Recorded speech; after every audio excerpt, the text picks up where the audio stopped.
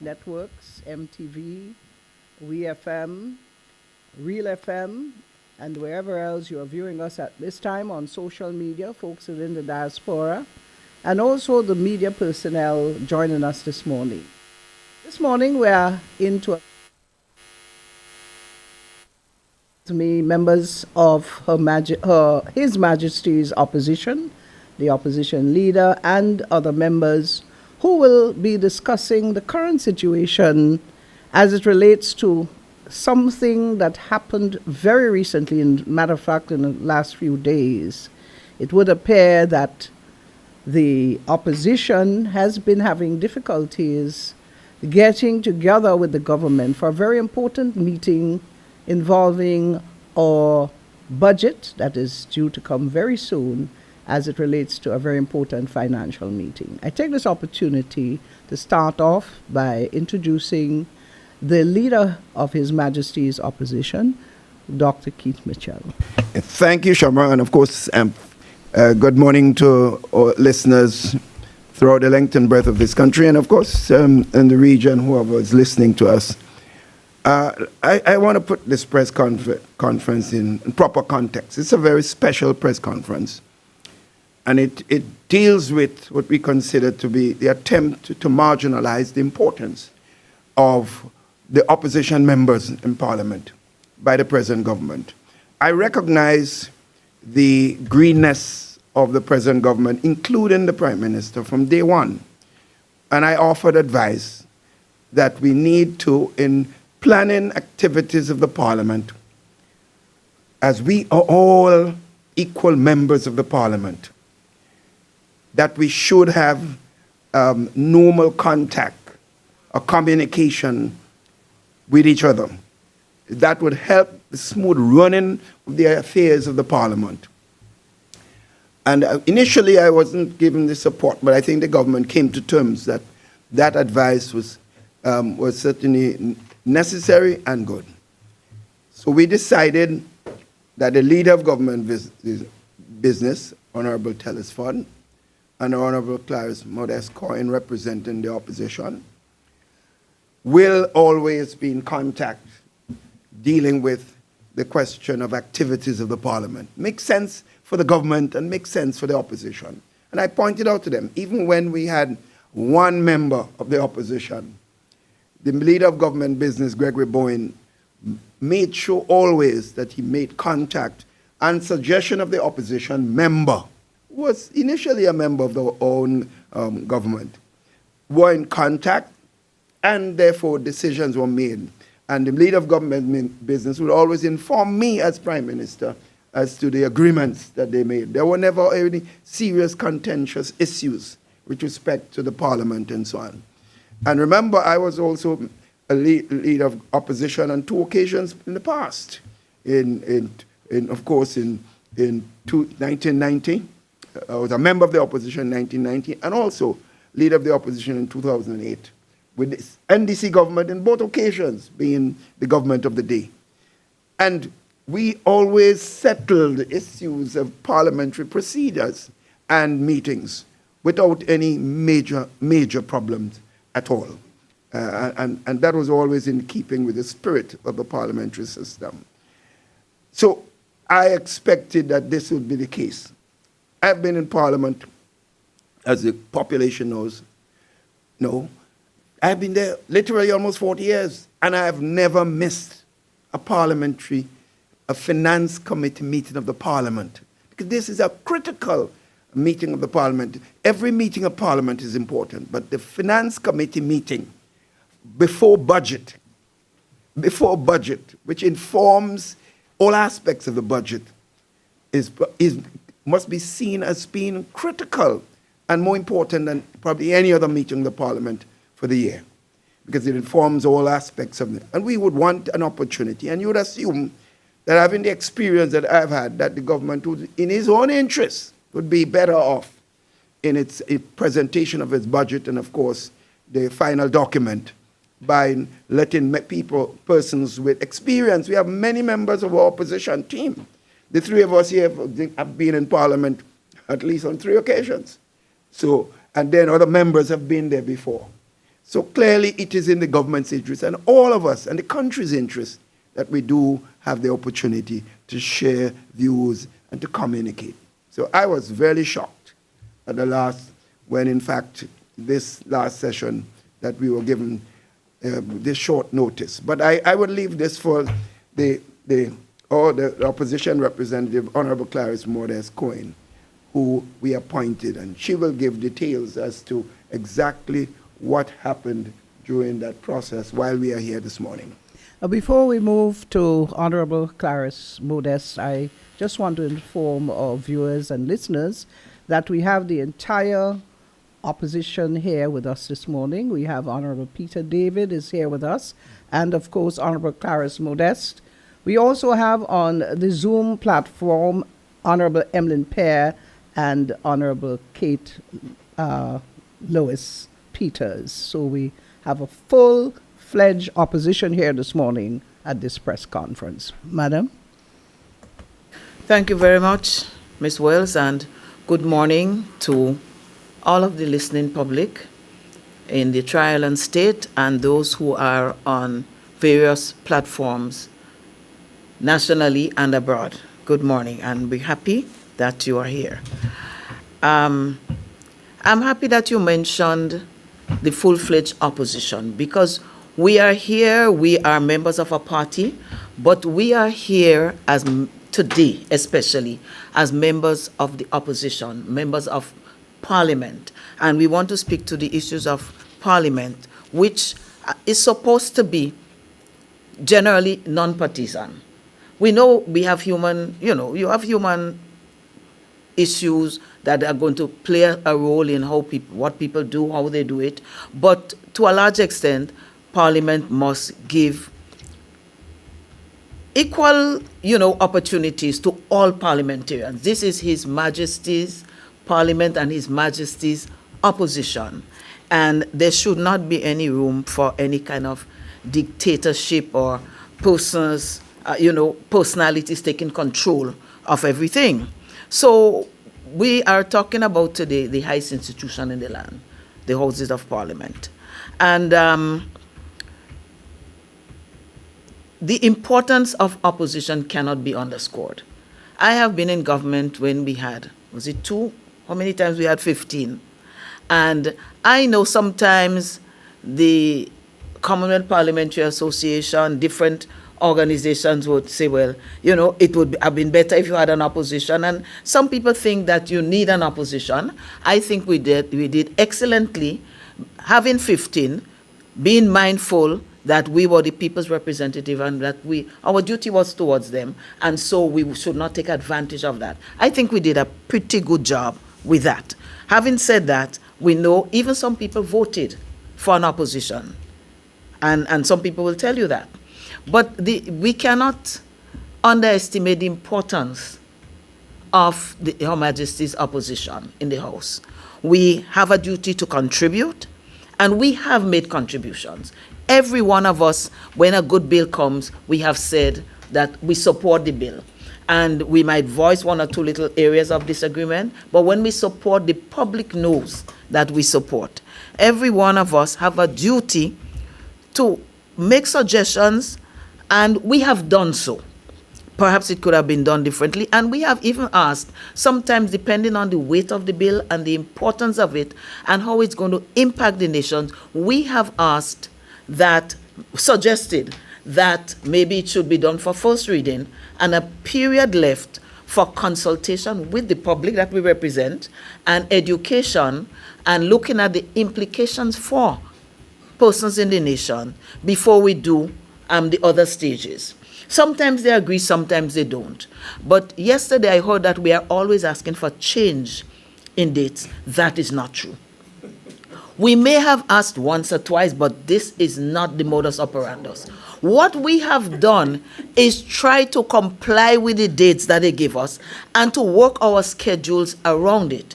But each of us being individuals, there may be times when there are extenuating circumstances, and very few and very far between, where I have had to say, look, this is not a date, a good date for so and so. But when we get it in a timely fashion, we just try to go along with it and prepare our work, prepare our contribution, and make our appointments otherwise.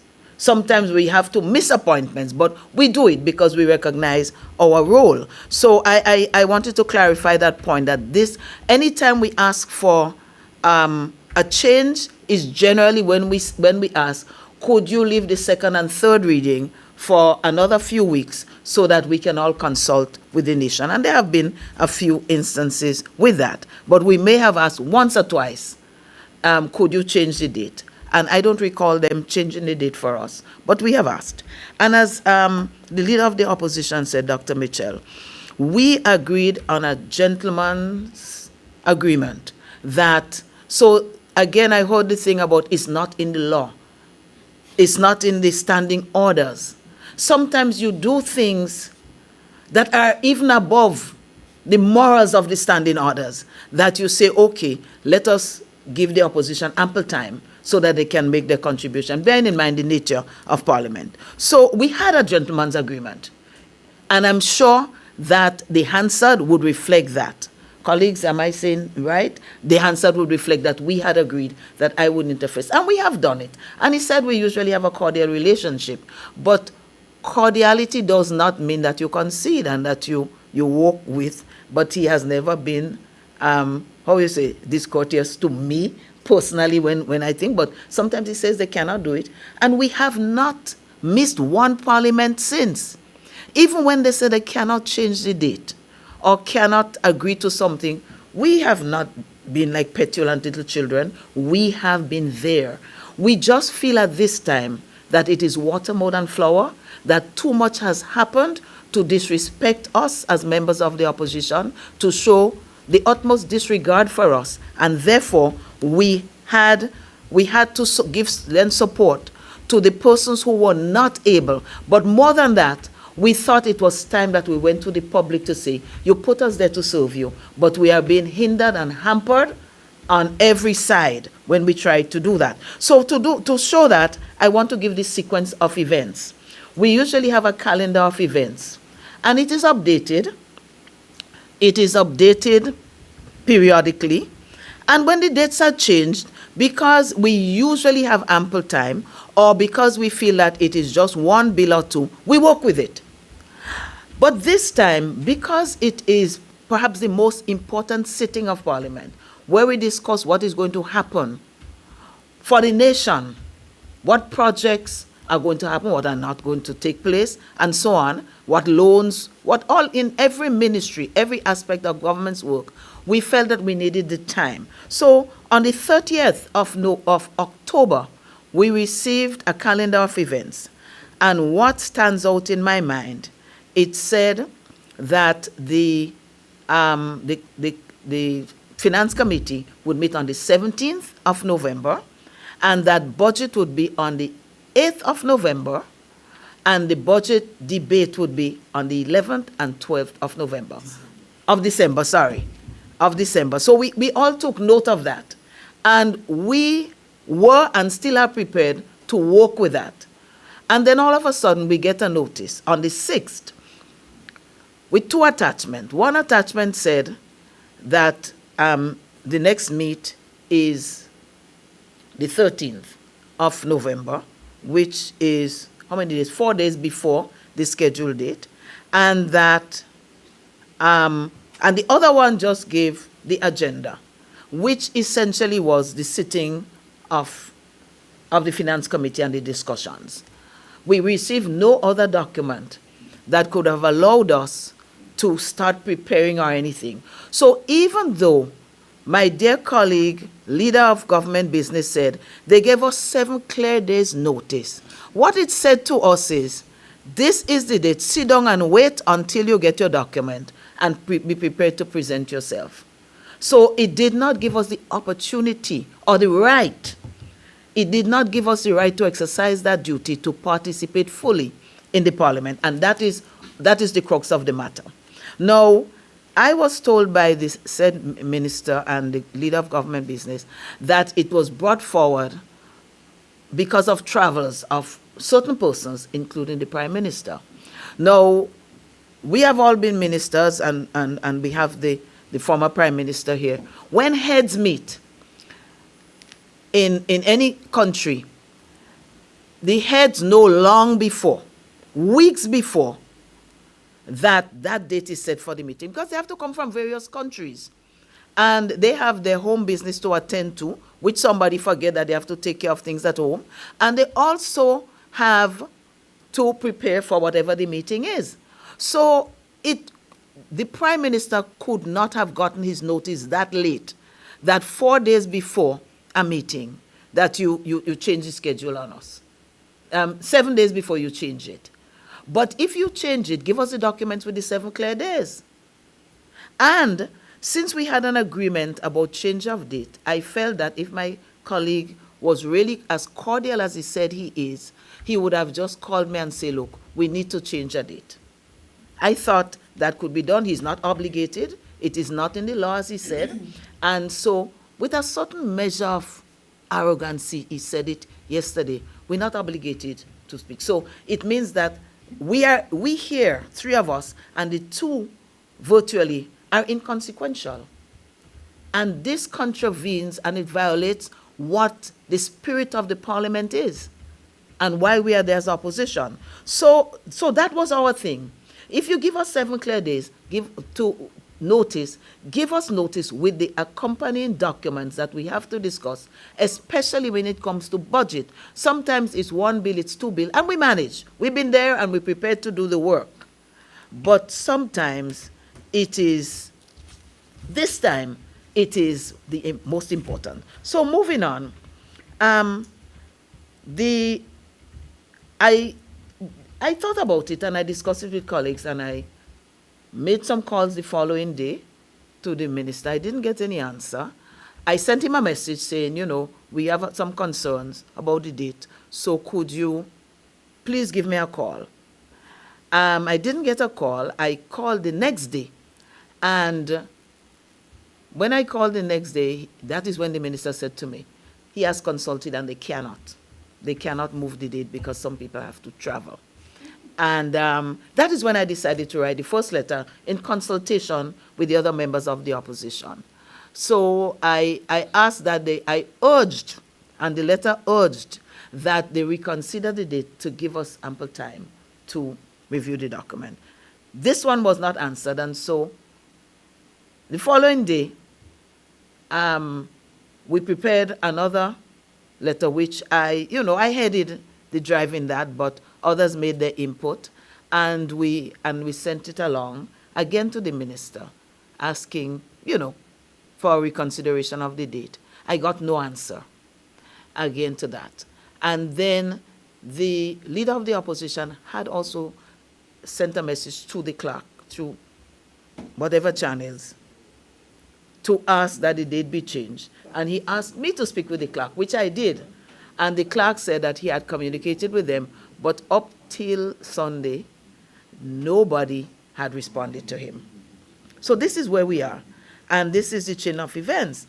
You would recall that I said our schedule showed us, calendar of events, that the budget would be presented on the 8th, and the discussions would be on the 11th and the 12th. And yesterday, I was listening attentively as a good citizen to the government's presentation of what happened, the explanation.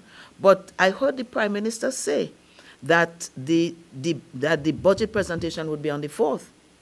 Yeah. Yes, the Prime Minister said that in the discourse. Yes, Brother Peter, don't look so strange. He said that. So the calendar we are using is the 8th for the budget presentation, and the 11th and 12th. And he said on the 8th yesterday, which means, and it gives an indication of the play of things. They know before, but they choose a convenient time where they feel they will catch us on the back foot, unprepared to do the nation's business. And this is why we're saying we have to stand up and talk about it. The nation has to know, because they're playing us all along. They're not giving us the recognition that we deserve in Parliament and the room to do what we have to do in Parliament.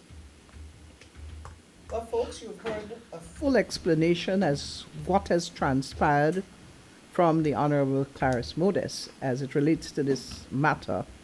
And we have heard the side, of course, as viewers out there, of the government's position on this. And one of the things that came out, as you refer to the leader of government business referring to persons traveling, the Prime Minister actually said that he does not have to be here for that meeting anyway, so travel was not an issue. So I don't know who is saying the truth or not. But nevertheless, we have Honorable Peter David here with us, and we would ask him to make a few comments on this matter and probably other things within the Parliament sitting. Thank you, Siobhan. Good morning to everybody. Press the mic. Thank you, Sherman. I want to thank all the participants here this morning and the persons listening out there. Now, first of all, I want people to understand, and I hope they do, that this is not a party issue. This is not an issue about one party versus the other. We are all elected to Parliament to represent a certain segment of our population. The fact is that all of us are equal in the Parliament because the Parliament represents all of the people of this country. I represent the people of the town of St. George, and I have to account to them. The Prime Minister represents the people of St. David.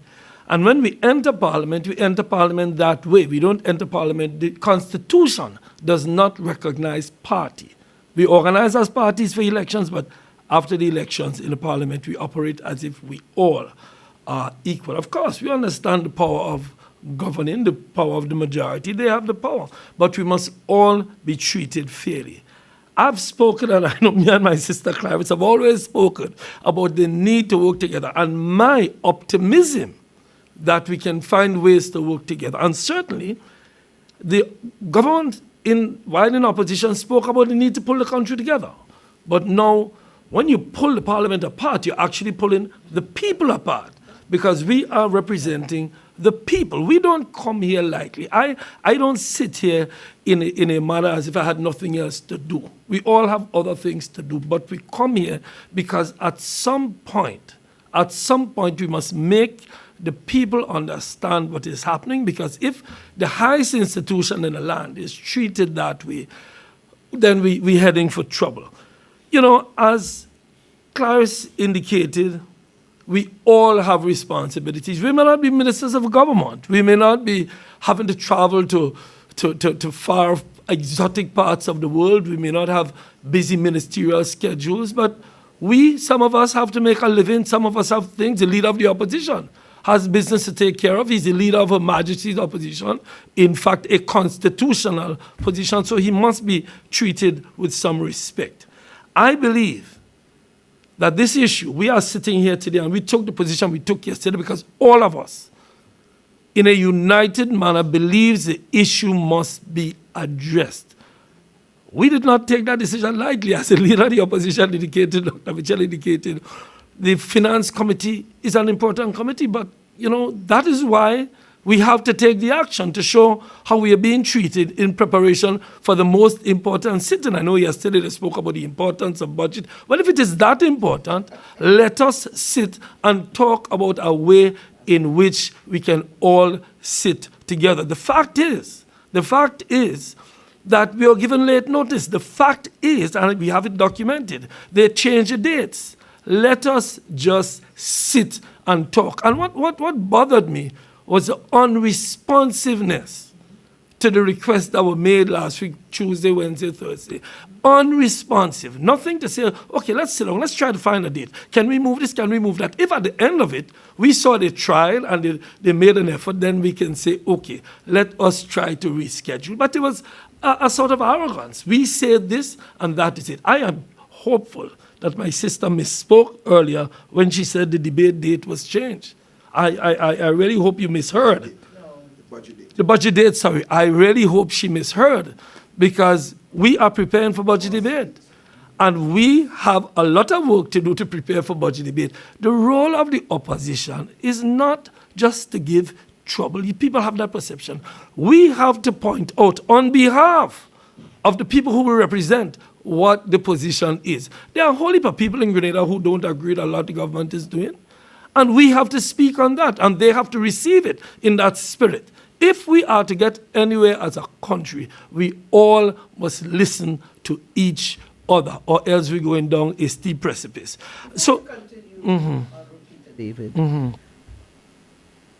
It was said in that press conference that the opposition is trying to disrupt the process to the budget. I mean, could you expound on that statement? My dear in any sister, way? compared to some oppositions in some part of the world, we are like kittens.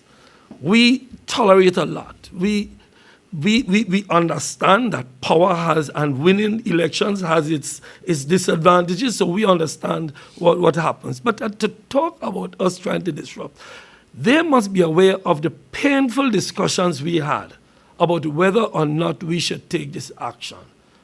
But the fact is, how are we to make contributions, and how are we to send the signal to them that we take our contributions seriously? I don't sit here, those who know me know I don't sit here simply because I want to give trouble. I call for unity all the time up and down this country. I sit here because I believe we must bring attention to the fact, and bring attention to the new ministers and to the new parliamentarians that don't go down that road. We all have to be consulted. For example, I received a call this morning from one of the senators, and he was informing me of something in the town of St. George. And I told him, I said, listen, my brother, that is the way we should be working. We should not be consulting with this so-called new constitutional new term they call caretakers. There's nothing as a caretaker. We are parliamentarians, first and foremost. So I want to say this, that I hope that our action leads to a positive response. I hope our action leads to them saying, listen, let's sit down and talk. That is what we're doing. Let's sit down and talk. And I just want to point out before I close, the role of the speaker.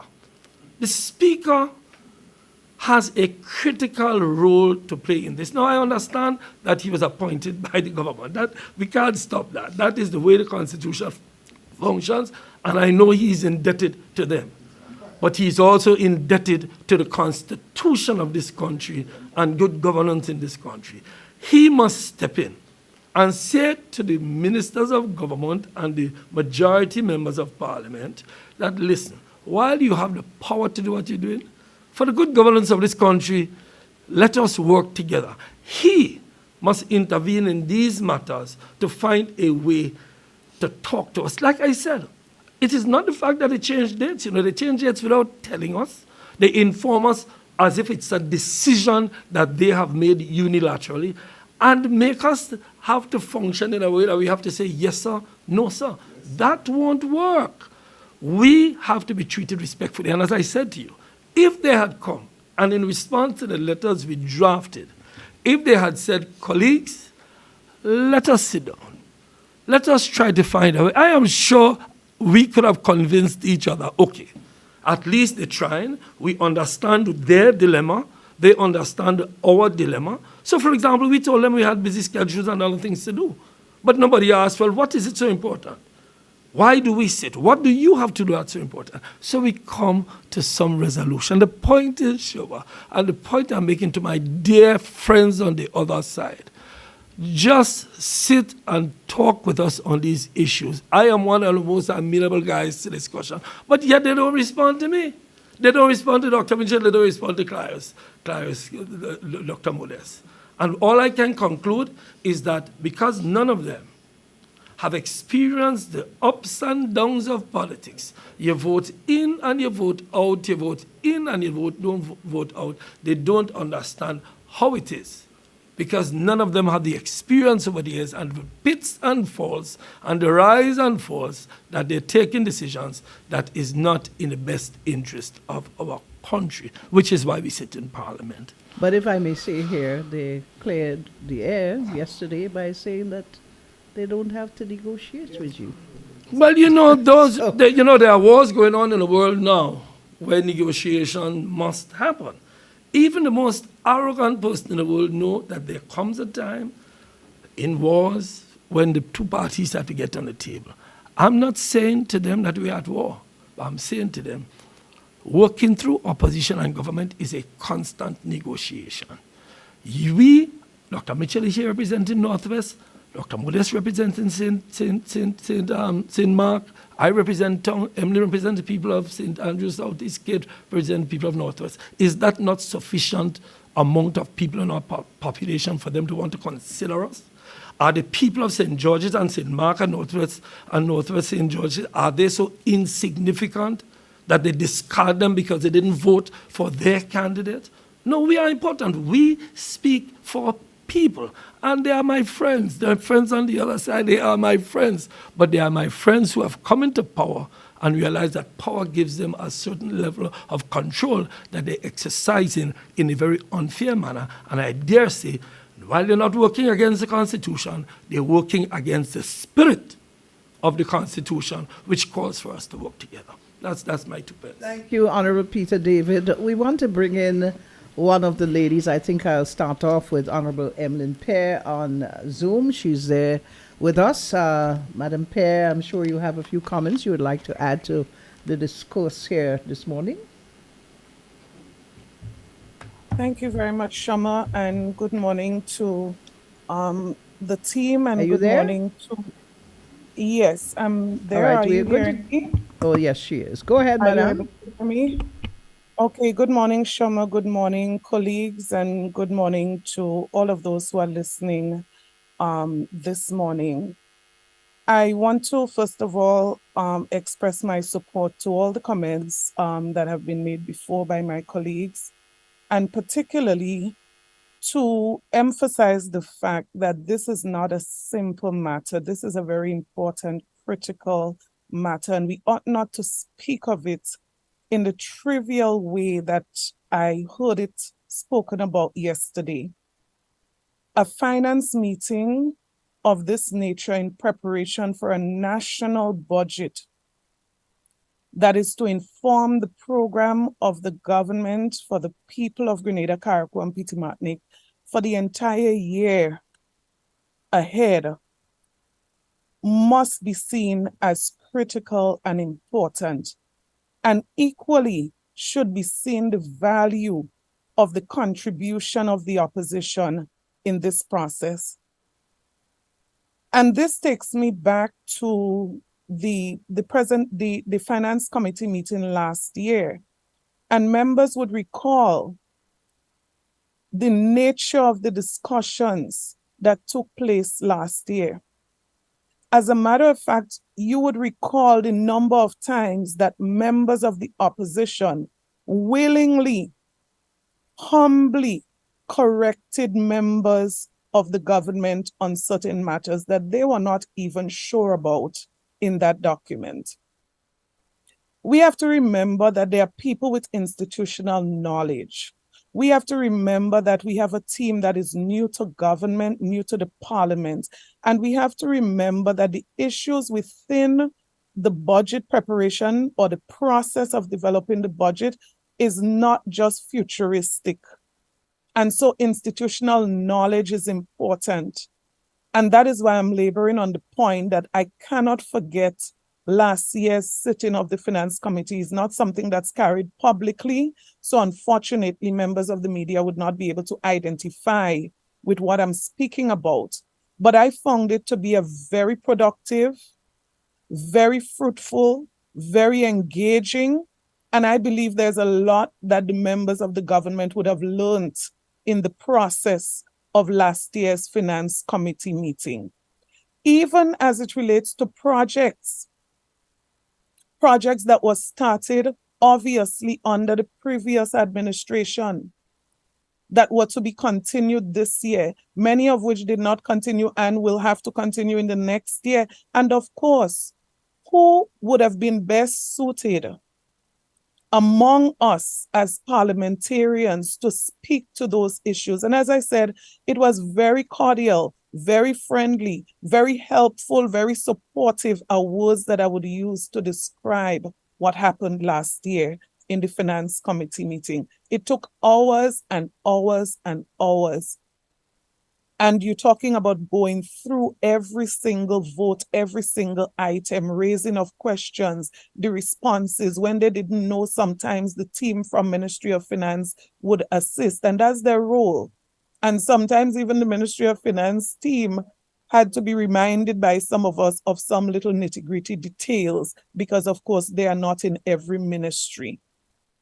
And so I'm making this point to say that this thing, to me, what I heard yesterday is a very dismissive way of trivializing the importance of our participation in this activity. But it must not be tokenism, and that is why I agree with the stand that was taken by the opposition team, whichever way I would not have been able to participate in the session because I would have done a surgical procedure, right? And I want to make that, and I'm saying this, I don't have to say this publicly, but I'm making this point, you know why? Because when I agreed with the doctor on the date for the surgical procedure, I consulted with the schedule that was provided.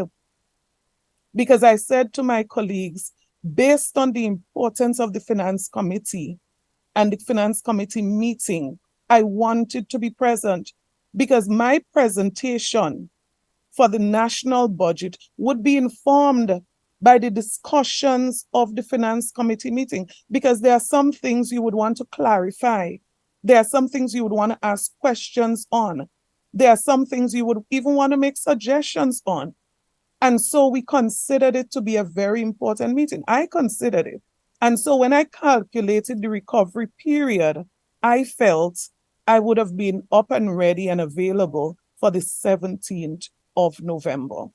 I was pretty shocked, very much so, when I saw a notice indicating that the date was changed.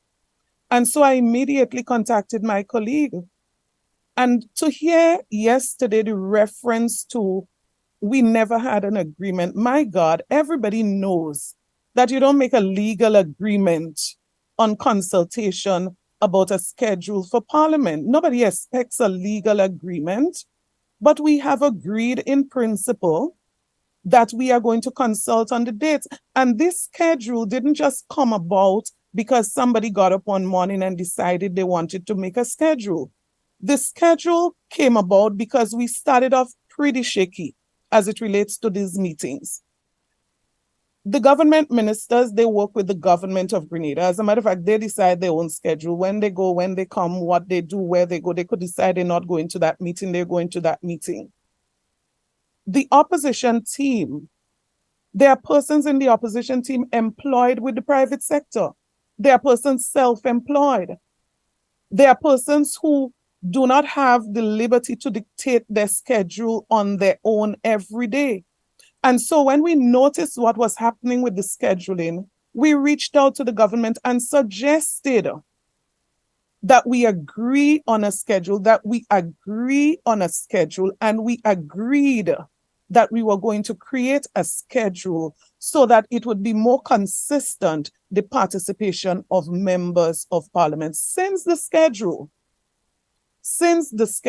and you go back and check the record, you would notice the consistency of attendance of members of our team, because we can plan accordingly, we can prepare accordingly. As I said, I even scheduled a surgical procedure based on that schedule.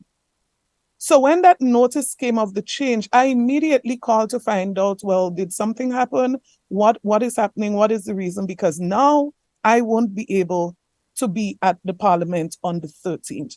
And that was when my colleague, Honorable Clarice Modeste-Cowan, indicated that she has no clue as well. That was a break in the protocol that we agreed upon, because we agreed that these two people, Honorable Philip Telespot and Clarice Modeste, will consult on those matters. So hearing from her that she did not know and that she was just getting this information like everybody else, I was a bit shocked and taken aback. And so to make the point that we never agreed, I find that to be a very low blow that is very inconsiderate and in my mind disrespectful, because I share very much. You see, I think what we're mixing up is two things, and that ought not to be mixed up. As individuals, we are equal in the parliament. When you put numbers together representing different sides, we are not equal. But as individuals, we are equal in the parliament. So whether you are the representative for St. David's or for St. Andrews Northeast, you are equal in the parliament, and we ought not to be treated differently. So I am still baffled, and I wish that somebody would have gotten an answer yesterday to the question, why was the date changed from the 17th to the 13th? I heard the Prime Minister yesterday, and I listened to the press conference because this meant a lot to me. And he said that missing Parliament should really be a life and death matter, matters of real critical importance for changing dates and missing Parliament. And I'm saying, so why did we change? What was the life and death issue? What was the very critical issue?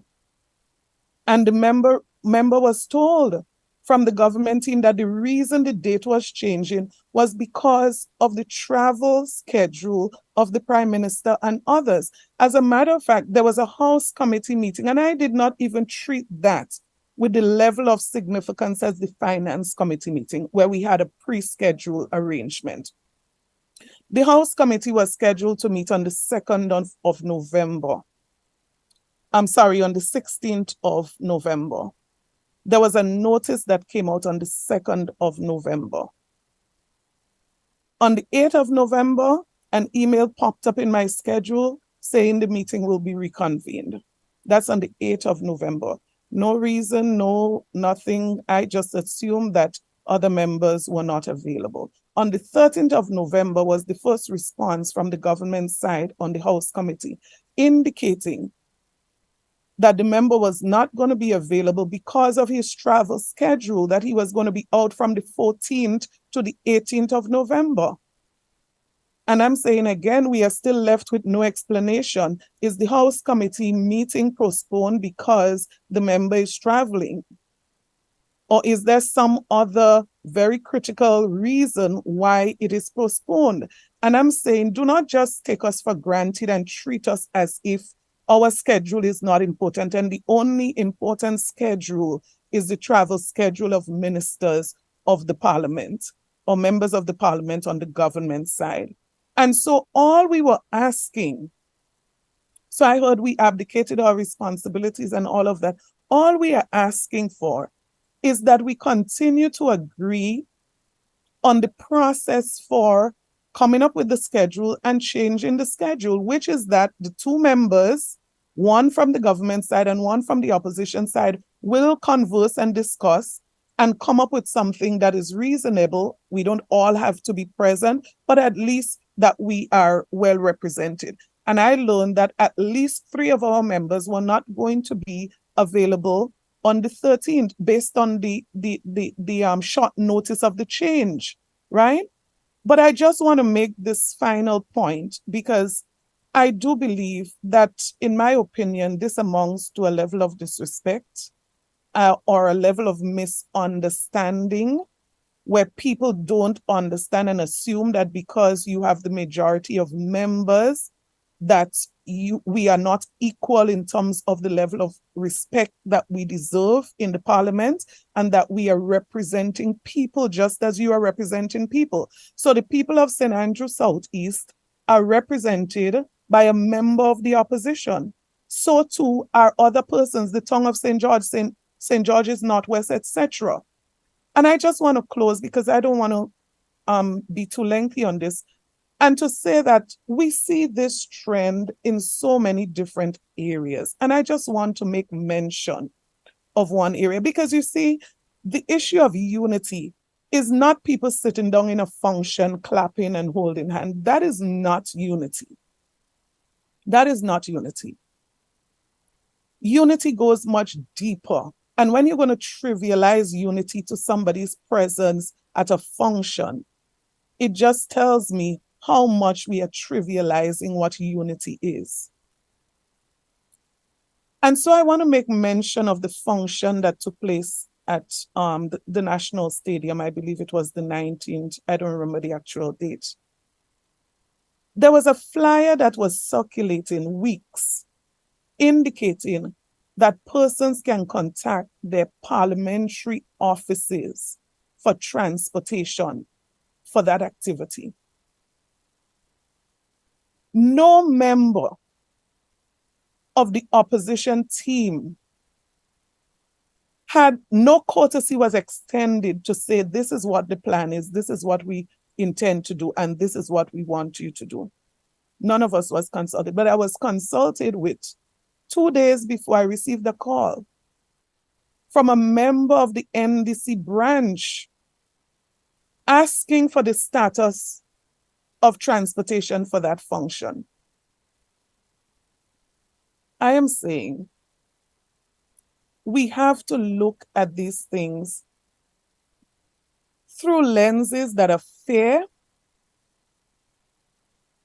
lens that tells us precisely what the reality of the situation is.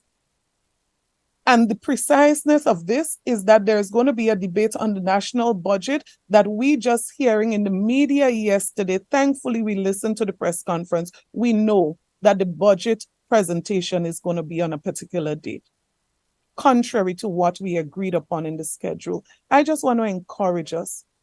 Our team, we are quite happy and comfortable with dialogue, consultation, and we are prepared to work together to address the business of the people in the parliament. But let us do it so together and in a respectful way. Thank you so much, Shamo. Thank you very much, Honorable Emlyn Pear. And a lot of concerns. I don't know if it is all about being new and inexperienced, or if it is about being totally disregarding the role of each member of parliament. A very good point there.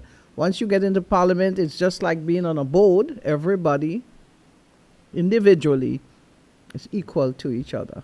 We have Honorable Kate Lewis, also Peters, on the Zoom platform as well. Good morning and welcome, Madam. Good morning, Shama. Good morning to my colleague members of the opposition, and good morning to members of the media as well as those who are viewing and listening to us via the various platforms. And I will not be very long this morning because I believe my other colleagues have eloquently indicated the issue at hand.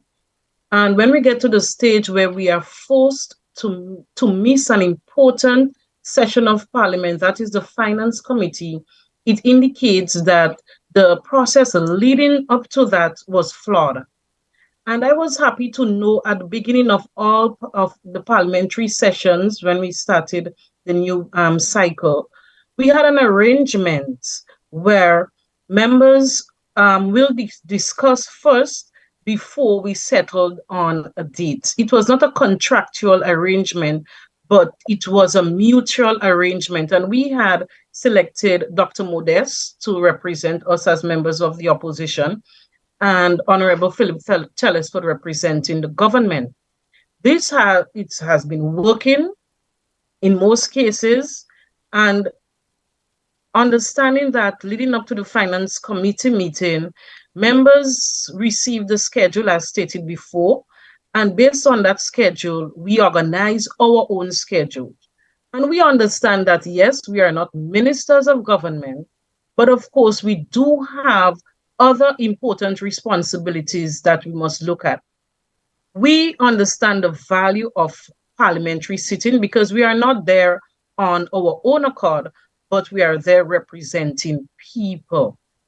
We do have constituents who we are representing, and that must be acknowledged by members of the government. The word opposition to some people seems to mean that you are not valued. And this is a concern that must be addressed as well. So we have agreed mutually on an arrangement to come up with scheduling sessions for Parliament. And when we realized that the schedule that was sent was just changed without any discussion with our lead member, it raised concerns. And of course, We did not just decide, okay, if that's how they're going about it, let us refrain, let us not go. It did not happen like that. Several attempts were made to meet so that we can agree on a date. And to hear that it was changed because members of government have to travel. The Finance Committee is a very important committee. Members, all elected members are there because we are looking at the upcoming budget debate and presentation and the allocations and so on. And we have very important contributions to make, which members of the government can admit that they have learned from us as well in the past in presenting the budget document. So to trivialize it, to make it seem that our contribution is not important because at the end of the day, with the numbers, it will be approved anyway because they have larger numbers, is not good at all. So I'm just calling on the government again. Let us go back to that mutual agreement that we had established at the start of the whole parliamentary sessions.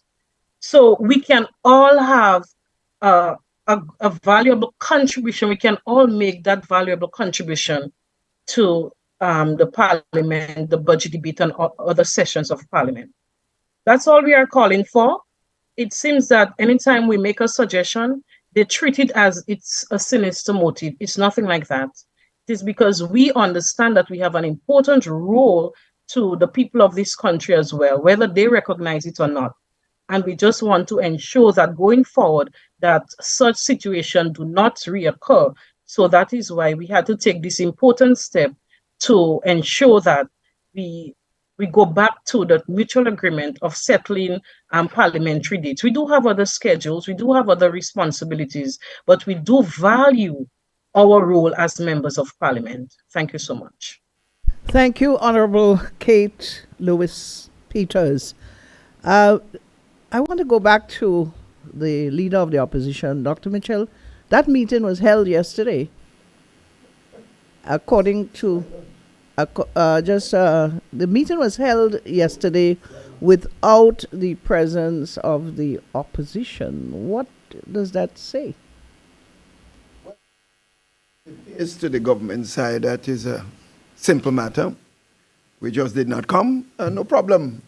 They are in charge, and therefore we have to abide by their decision and so on. But let me, first of all, let me just underscore the point made by all the members of the opposition who has spoken before me doing that now. So very salient points were made.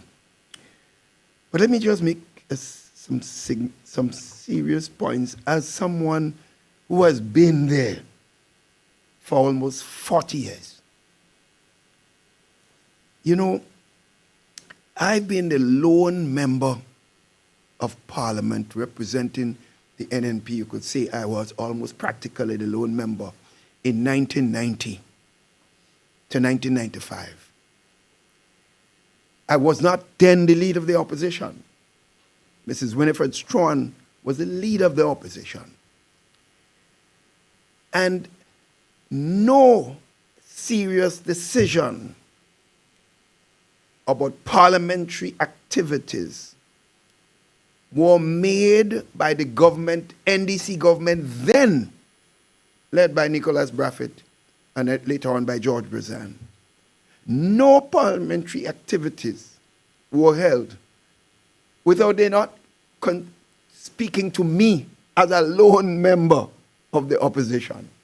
They clearly spoke to Winifred Strawn and spoke to me. So we never had, I did not had to miss one finance committee meeting of any significant activity. So I have to give the NDC then credit. In 2008, we were just 4 members of the opposition. I was then leader of the opposition. And to Tillman Thomas's government credit, I can't say it's him because he had a leader of government business, that was Francis Alexis, Dr. Francis Alexis. No time did they hold a significant parliamentary activity without contacting me, and we had agreement. So I never miss. So this is the first time in 40 years that I have had no choice to miss a parliamentary sitting.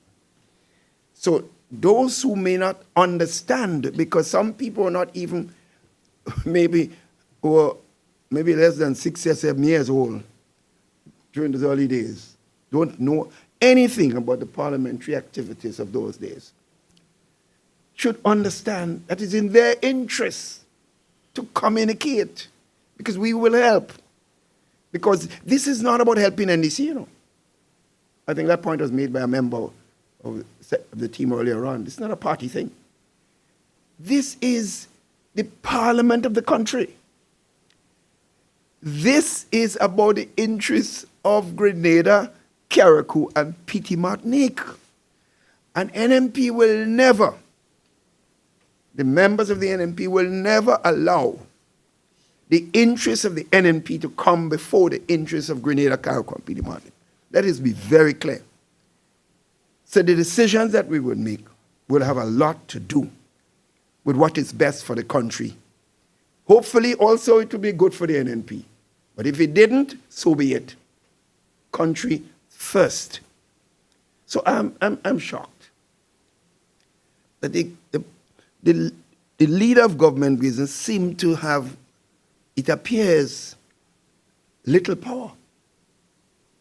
Because he makes a decision with our member, and then someone comes up, the big boss comes up, and he announces a new date for budget.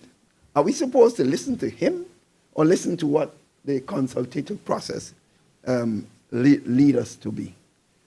I don't know. That you could put to a number of factors, maybe inexperience, arrogance, ignorance.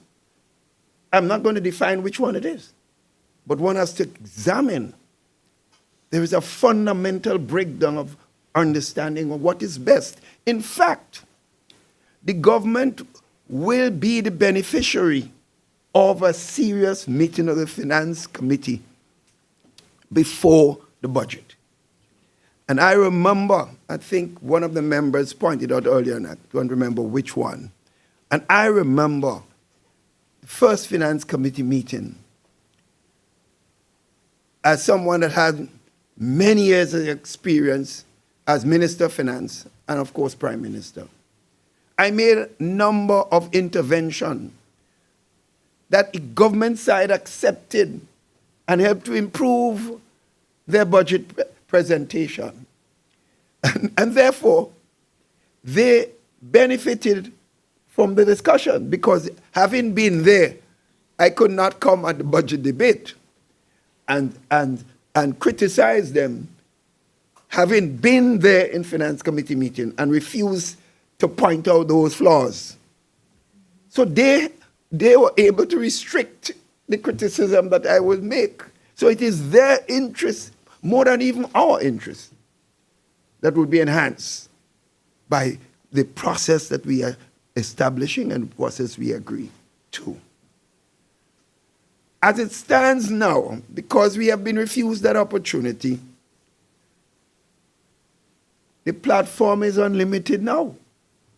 When I present my response to the budget, with God's help, of course, I have the health to do so, then the sky is the limit. The sky is the limit because I was prevented from the contribution. I had a cursory look. You know, it's sad. The member for St. David's, because we are members of Parliament, is making statements that he doesn't have a clue of the implication of those statements and how bad he's looking. Because he seems to think this is the lawyer office that he's running. You're not running a lawyer office. You are a member of Parliament. You are not the boss of the Parliament. There's no boss in Parliament. I was never the boss. In fact, ladies and gentlemen, brothers and sisters all, Honorable Gregory Bowen had consistently been the leader of government business in the House when he was an elected member. Honorable Edmund Nimrod was so if Gregory was not a member of Parliament. And if anybody could be considered as the boss of Parliament on the government side, it was not me. It was Gregory Bowen in consultation with members of the opposition, even when there was a single member of the opposition. It is after the consultation and agreement, he spoke to me, because as Prime Minister, he will let me know, and that's a normal. So you really, it's unfortunate where we are now. It is well known that members of the opposition cannot be said to have been very critical in the last 18 months or so this government been in office. In fact, some of our supporters find we're too mild. You know, one member who knew how attacking I had been in Parliament in the past, he said to me a few weeks ago, "Doc, what happened to you? You seem to lose the spirit, man. You're not the Doc of the 90s and the 2000s when you were dealing with in opposition." I said, "Well, no, it's still the same Doc. The time will come when it's necessary. You will see that I still have that spirit." But let me just point out one thing. I heard that we abdicated our responsibility. Let me make the point. I will throw that comment back to the government side. They have abdicated their responsibility. Not to me, not to any one of us sitting here. They have abdicated their responsibility to the country. Stop thinking of us individually. We are not individual that you have to respond to. You respond to the people. The people are the ones who selected these members. And everyone must be given due course and consideration. So let me make some further points. Here we have 50th anniversary celebration coming. And you hear we must work together, we must unite, we must do this. And I heard Honorable Peter Davids making the point a while ago about he's consistently spoken about of unity. Well, if you're in this and you're not speaking about unity, you don't want to succeed. It's not about yourself. So that has been the platform and basis of the New National Party's members. So how could you proceed to initiate a divisive process with a most important sitting of Parliament? How do you do that? And still come and call, let us unite, let us work together, and we can build this country. You are setting the seeds of division. And any seeds of division within the context of the parliamentary system that we are involved in will hurt the leadership of the country more than anybody else, because it will affect your ability to govern properly. So as I make the point, the government is the one that is losing more than anybody else. So I call again. I hope, because if the government, the Prime Minister, appear to be making all the decisions and seem to be talking to us as if we do not exist. And that's something. I heard it said, somebody said to me, I hope it's correct, but I repeat it here for what it's worth, that Prime Minister indicated that if I'm missing, so be it. That I miss. Things will go on. In other words, the boss is speaking. It's unfortunate. It's unfortunate. This language is not befitting of someone who holds the future, who holds the lives or activities of all citizens of the country in a key position that determines what happens to this country. It is not befitting. And I hope and pray, honestly, there are supporters who may have influence. These supporters have a fundamental responsibility. You voted this government. You gave them your full backing. You have a fundamental responsibility. I'm calling on those members of that support this government, who are supposed to be influential members in some sectors of the society. I am saying to them, you have a responsibility to pull that prime minister together and saying, get your act together. You are not there for yourself. You are not there to satisfy your ego. You are there as a servant, a fundamental servant of the people of this country. And get your act together. And that, I hope, some of them will not waste time in doing, because we're heading downhill faster than I've ever seen. We're heading downhill, and it cannot be happy for me. This is not about hoping that it is working for the NNP. If it is not working for Grenada, Carriacou, Martinique, and it is not, then it certainly cannot be working for the new National Party, because all of us have to live in this country. And therefore, it's in our interest to get rid of this, what is happening, and do what we have to. Now, I just want to make one further point. It is clear that the travels of the Prime Minister is more important than anything else in this country. And as people are saying, the Prime Minister travels, he goes back, comes back, he does not report what the travel is about, what successes for the country, if he was representing the country, and assuming the taxpayers were paying for these large delegations that are traveling on behalf of the taxpayers, while people are sitting here in need in this country, want services. Some people are not able to buy food. And you see scores of people traveling on taxpayers' resources, enjoying themselves, so to speak.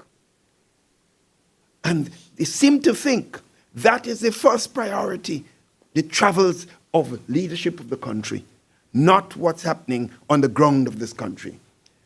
During the period of the NNP time, this period, while we're driving, coming to this parliament, this meeting here today, all of us will be passing sections of the country with hundreds, we used to have over 6,000 people at Christmas time, cleaning all sections of the road in this country. Do we see them now? And we call that, we might say, waste of money. I heard it said sometime, when poor people receive money, it's never wasted, because the money is spent in the country circulating. So every sector of the society benefits from what's taking place. And I call again, what is happening? I'm not a lawyer. Peter is a lawyer. But I know enough in my experience of this business. That is not a constitutional thing that we have to satisfy, whether there is something written about how much time you give the opposition and so on. The American Constitution was a little piece of document of a few pages. So if they were going to make decisions on that piece, the few pages there, they couldn't make any decision. It is the spirit of the American Constitution that is adhered to by all sectors of the American society. And it is that spirit we're saying that should be held in this country. That is what we're asking for. And that's how I see it. I just want to say this, Dr. Mitchell. The opposition not being a part of this very important process, by extension, it means that you were unable to represent the people that you represent in Parliament in that process. Well, I'm making the point. That is correct. But that is not the only thing that we are worried about. It's the fact that the government itself is not able to get the appropriate feedback from people with experiences. Like three of us sitting here, and the two of members who are on Zoom. They have experiences, practical. What guides our action in life more than anything is our experiences, What we see, the mistakes we made 20 years ago, we won't make it now, because we passed through certain things. So hearing from these members must be very important to the new members that never spent one day in Parliament. So I don't understand why this cannot get into the heads of the members of the government side, and particularly the big boss. I don't understand.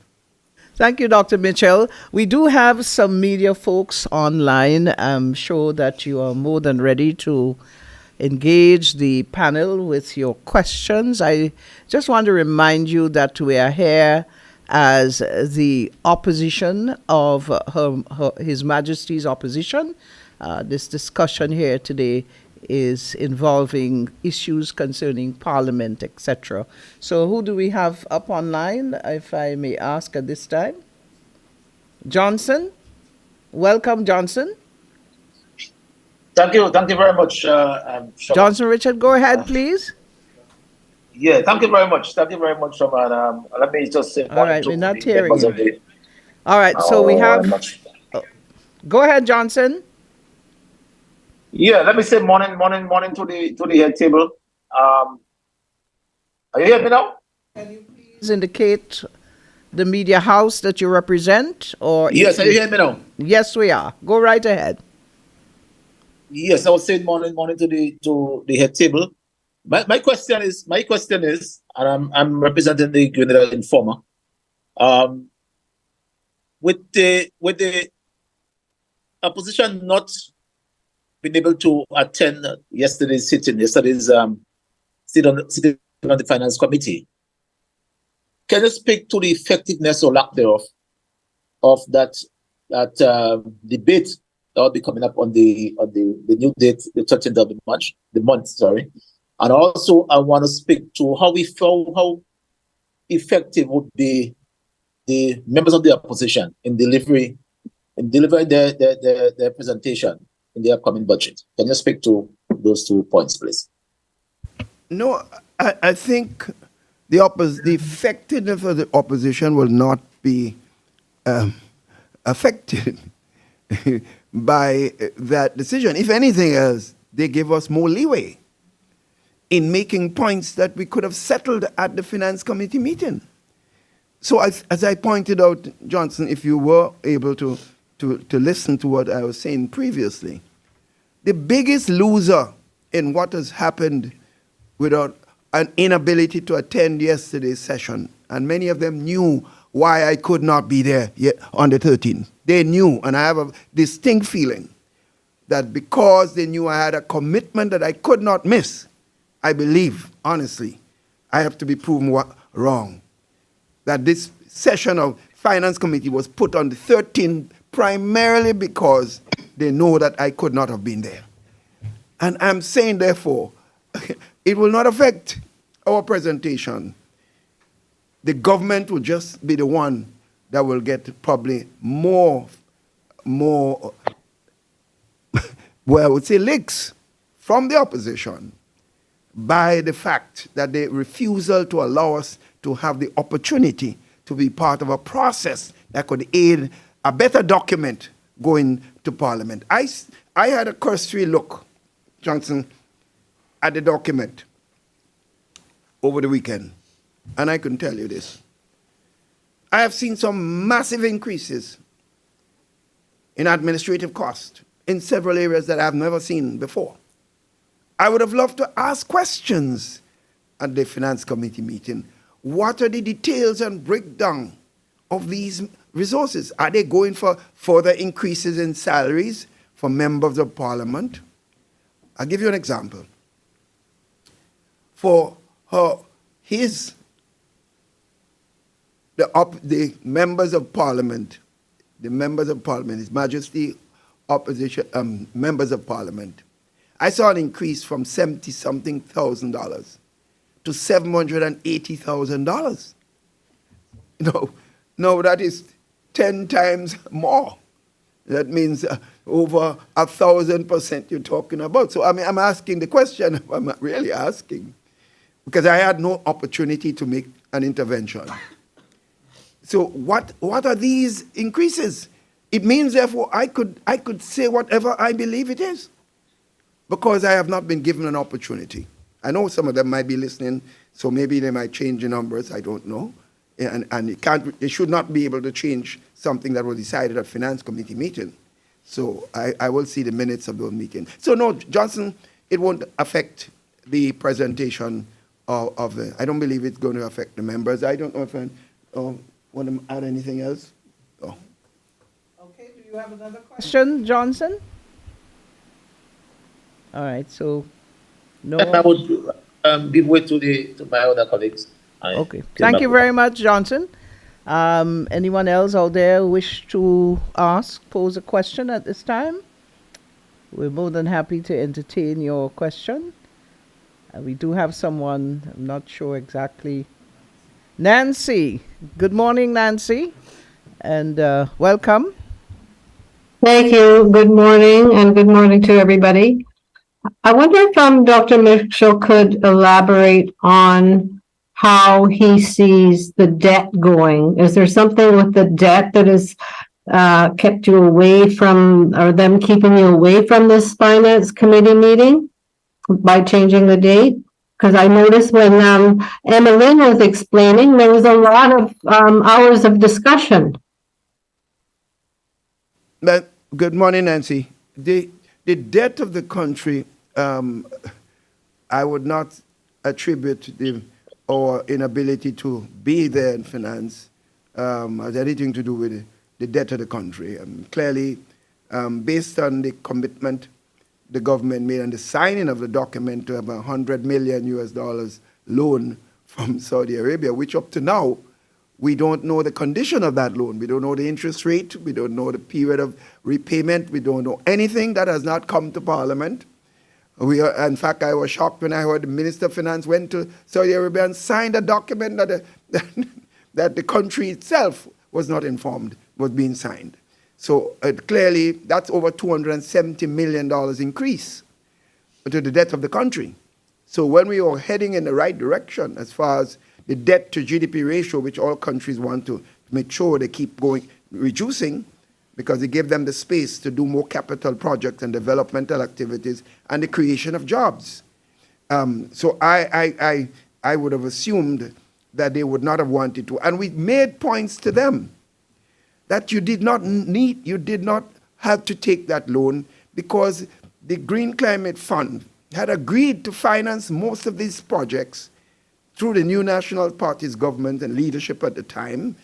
And therefore, there were grant monies promised to do many of these projects. But we were not listened to, and I was shocked to understand that they signed on. So, Nancy, I don't believe the debt had anything to do with our missing of the parliamentary session. I certainly would have wanted to be there to ask some more specific questions about that particular debt and the size of the debt right now. I have not seen that ratio given in recent times, that the debt to GDP ratio, which was about 60% when we left office. I have not seen that, so I certainly would wait to hear from them. Okay, Nancy, any further questions from you at this time? You can entertain one more. Well, I suppose the debt, I still have the debt on my mind in the sense that the number of employees has increased. They've had all these salary increases, and they're obviously spending more money in travels, more money on the independence celebration compared to other years.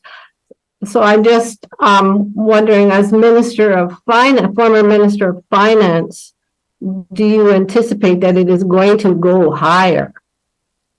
It's clear, I pointed that out a while ago, that if you increase your borrowing by $270 million and you have a ratio, is the debt to GDP. Now, if you have not grown the GDP, those students that understand simple mathematical ratios would know. So unless you expand your GDP enormously, excuse me, unless you expand the GDP, that denominator would have to be broadened considerably to deal with the increase in numerator, which is the debt. And clearly, there is no such information. In fact, if you go around the country, you don't have to ask an economist or a mathematician or whoever, or to tell you what is happening in Grenada as far as economic activity is concerned. You move around the country and you feel it. You can see what's happening in Grenada.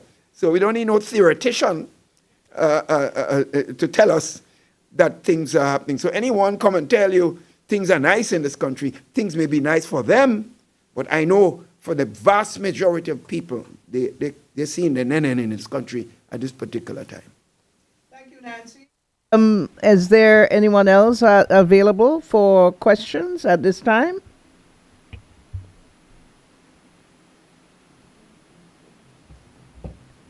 And we have someone who is up. Johnson is back. Johnson, please go ahead. Yeah, let me just, I just want to start. Whose role it is to call the finance committee meeting? Is it the government, the leader of government business? Is it the role of the governor general? Whose role it is to call the finance committee meeting? The chairman of the finance committee meeting is the minister of finance. So, Honorable Cornwall, with his staff, may have to initiate, after instructions from the cabinet, as to the timing of the budget debate, budget and the pre-budget activities like the finance committee meeting. So he would have to be a clear indicator of such initiative, and because he chairs that particular meeting. And I notice I have not heard much from his mouth. What I've heard from is the Prime Minister giving a date for budget presentation different from what was agreed to and what was given to us by the leader of government business, not by the Minister of Finance. So the Prime Minister appears to be the big boss, like Chris Gale. And of course, that date, once agreed upon, would be discussed with and in your case as opposition members, it will be Dr. Clarice Modest, who will consult with leader of government business and then pass on that message in that order. Yes, based on what she already articulated, this is the process we set up. But this is an understanding. It's not in the Constitution, as some people say. It is not a constitutional matter. It is in the spirit of the Constitution that both sides should agree on the process going forward, and particularly when you're dealing with important issues. For example, the finance committee meeting. The more important that meeting is, the more you expect and more thorough you expect the consultative process to be enshrined. I think Dr. Modest would like to come in here. Dr. Modest? Just a quick one, because everyone will not have listened to the press conference yesterday. I just want to say that the Minister for Finance did make his contribution yesterday. And what he said was that he is the chairperson of the Finance Committee meeting. But also it was very instructive because he pointed out that the quorum was 5 persons. So once you have 5 or more, you could go ahead and it doesn't matter. That is in essence what he said. And it is sad, it is lamentable, because if you have 15 persons to discuss the nation's business and to look for the best way forward and to give an opportunity for contributions and suggestions, and we have given it, we in the opposition have demonstrated that we're always willing to make meaningful suggestions. But if you say you had the quorum and you went ahead and everything is fine, that is the chairman of the committee of the finance committee meeting. And it bothered me, and it continues to bother me. Thank you, Mrs. Honorable Modest. Do we have anybody else online with questions at this time? If we have another person, we'd certainly like to hear from them. Just to remind you that this is a press conference by His Majesty's opposition, and we're looking at issues concerning Parliament within recent times. Is there someone else there?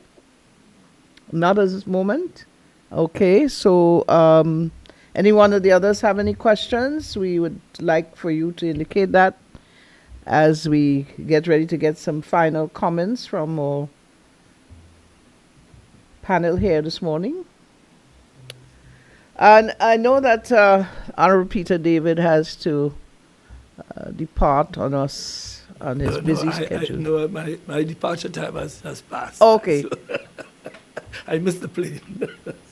Okay, so let's take the ladies who are on Zoom, because we know that being on Zoom can be tedious at times. So, Honorable Emmeline Pear, I'm sure that you're there. Any final comments you would like to add to the discussion here this morning? My only comment, because I think so much has been said this morning, my only closing comment is to say that I do not believe we are asking too much. I do not believe we are unreasonable. All we are saying is that the Parliament of Grenada comprises, in the lower house, 15 parliamentary representatives with equal status representing constituencies. And let us, by so understanding, let us find ways to consult, to discuss, and to work together in the interest of the people that we represent. Thank you so much. Thank you very much. And we invite Honorable Kate Lewis-Peters to give her final comments here this morning. Thank you very much again, Shama. And I, just like my colleague said, it's just a call to the government members that we are all members of Parliament, and we want to ensure that our contributions are made just like theirs. So we just want to encourage that spirit of unity as we move forward, as we discuss bills, as we prepare for the upcoming debate. And we wish that we do not have to go through another session like that where we are forced to miss Parliament. So we are just asking that they listen and we return to the consultative process where we can decide on the dates that we will have scheduled for parliamentary sittings, because we must understand that we both have important responsibilities as well.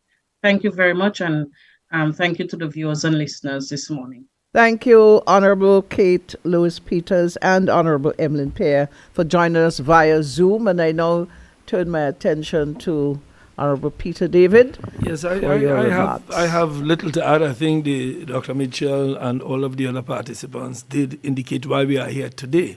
And I think there are two issues. One is why we are specifically here today in terms of what occurred in Parliament yesterday. And then there's the issue of going forward. How do we approach it going forward? So I think this is a wake-up call that we are trying to make to our colleagues in Parliament. And as Emmeline said earlier, all of us are equal in the Parliament. So we need to treat each other in that way. How do we treat with each other going forward? Remembering that they may be in a position now, but they may be in another position later, and they would want to be treated a particular way. You know what comes to my mind is the constitutional reform that we tried. You know, constitutional reform came and political tribalism killed it. We had on things like Carquois and Petit Martinique to be a name of Grenada. They rejected it. Now I'm sure the people of Carquois and Petit Martinique would love to have it back. Electoral reform. Everybody talking about electoral reform, but they rejected it. Term limits. Everybody talking about who's staying too long and this, that. You had an opportunity to vote term limits, and you didn't. We had CCJ. Now we're talking about Republic and all that, but you had an opportunity to start with CCJ. We rejected it. And why did we reject it? Pure and simple tribal politics. Parliament is not the place for that. The Constitution does not recognize the tribes. The tribes exist as a way we get together. So let us forget the tribes when we enter the Parliament building. Let us treat each other with full respect, knowing, and that's why I said earlier, and I repeat it in closing, those of us here have experience being here and experience being there. Our years of experience teaches us that today we're here and tomorrow comes quickly and we end up there. Please, today, remember where you will be tomorrow, and let us come together. Let us come together, or else you will be speeding up the day when you will be there. Let us work together, please. We have very good intentions to work to build this country. Thank you, Madam. Thank you, Honorable Peter David. And of course, we move on to Honorable Clarice Thank you, Modest. Sister Shoma. I just want to compliment the team. I feel very proud to be a part of this opposition team for the contributions that all would have made. They have been eloquent, so I cannot add to it at this time, but I just want to end by saying I traveled to the Caribbean. I can go further. A couple islands in the Caribbean. And when I was coming back, I didn't notice it on going out. I saw the air bridge. I know it doesn't fit the budget, but I'm so happy. I saw the air bridge under full construction, and I saw a lot of the construction happening at the airport. And I'm just so pleased that we have been a part of this to start it. I'm so happy. I just needed, I just needed to say that. And and walking in the rain might still happen depending on the size of the plane and so on. But by and large, when the bigger planes come, it will be a thing of the past. I am happy that NNP played that we, who are now opposition, played a major role. So that is the way I want to end. Thank you very much, Madam Honorable Clarice Modest. I leave the final comments, and Doc, before I ask for your final comments, are you hopeful for that unity and understanding going forward? It is clearly like the big boss will have a major part to play if that change has to occur. So if you ask me as one who's studying probability theory, I will not give it a high probability. But that is it. In that context, therefore, I want to offer an advice to the present Prime Minister, having been there for quite a bit of time, that I suggest that he give more time to being in this country, dealing with the day-to-day issues of the people of this country, and less time in traveling the globe on what we don't know are national issues related to Grenada, Carriacou, and P.T. Martinique.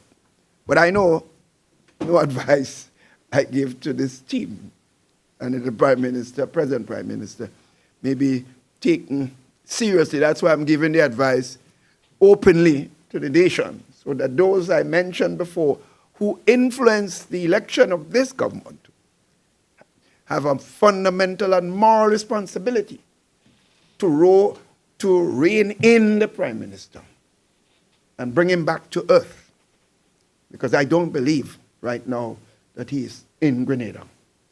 His mind is somewhere else. And Peter mentioned something a while ago that I want to just pick it back on me a little bit when he said something about remember where you could be today and tomorrow.